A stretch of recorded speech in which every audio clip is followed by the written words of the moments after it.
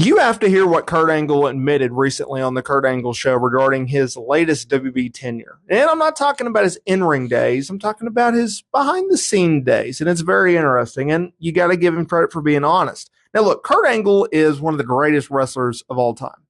He made the successful jump from amateur wrestling to pro wrestling. He picked it up faster than arguably anyone. Maybe the closest we've seen since Ronda Rousey.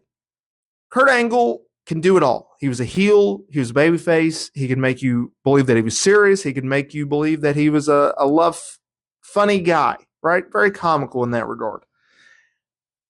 True Hall of Famer, one of the greatest of all time. And when 2019 happened and he decided, you know what? I want to end my career. He had already been a GM. He had already been inducted into the Hall of Fame. And so the company came to him and said, hey, we have a new role for you. And this is where things get interesting, because after that 2019 retirement match where he put over, of all people, Baron Corbin, because Vince McMahon wanted him to, he became a backstage producer, an agent, if you will, which basically means you're the middle guy between talent and the office. What does the office want? What does the wrestler want? How do you want the promo to go, the segment to go, the match to go? What's the finish? What's the storyline direction? That's all this means. And they work live events, they work television events, and obviously premium live events. And while speaking on his Kurt Angle show, Angle admitted that when he was released in 2020 due to the budget cuts, due to the pandemic at the time, well, he was kind of relieved.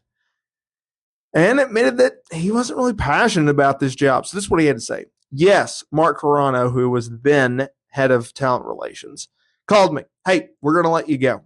Actually, I wasn't really into that job. I was a producer. I was killing time. I knew if they were going to do cuts, I would be the first one to let go because they were paying me a lot of money, more money than other producers. I knew they were going to do cuts and they were going to let me go. And I'd be the first one to go. I didn't put much into it. I really didn't. I should have had a lot more passion about it, end quote. Thanks to Fightful Select for those quotes. So there you have it. So if you thought that Kurt Angle, that's a weird role for him, well, there's a reason why. And I can't necessarily blame him, right? He's done very well. I do transcripts of his podcast every week. It's easily the funnest, easiest, most entertaining podcast that I cover out of like the 7 that I do. It's a really fun show. He has other outside businesses. It's a good show.